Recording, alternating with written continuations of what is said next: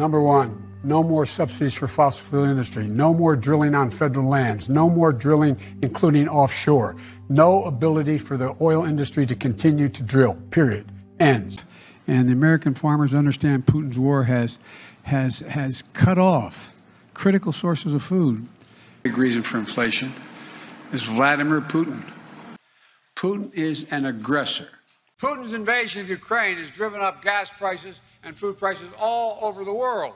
And Putin must pay the price. And he said it was all on Vladimir Putin. With Putin's war in Ukraine, we got a long way to go because of inflation, because of I call it the Putin tax increase. Putin's gas price hike. Vladimir Putin. But the price of gas has been surging long before Russia invaded Ukraine. Can't do much right now.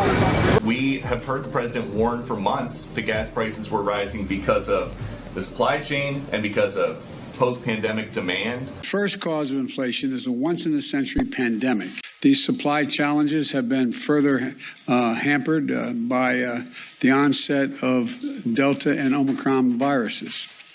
Gas prices are high, and we understand that food costs are high, and that is because of a once-in-a-generation pandemic. Make no mistake, the current spike in gas prices is largely the fault of Vladimir Putin. Never seen anything like Putin's tax on both food and gas. Yeah, and this is a disturbing pattern we've seen from President Biden on so many of the problems that he's created that are hurting families, is that he just blames everybody else. Let's be absolutely clear about why Vladimir prices are high now.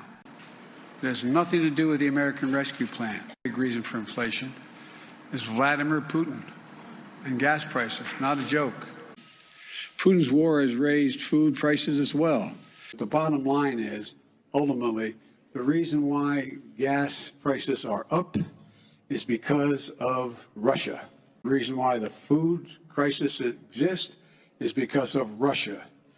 Russia. Putin's war is already hurting American families at the gas pump.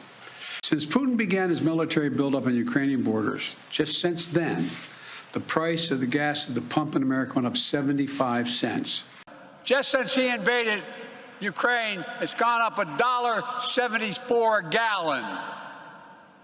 70% of the increase in prices in March came from Putin's price hike. Well, the thing is that Biden's being a little too cute there, trying to blame it all on Putin. Putin's price hike is hitting America hard.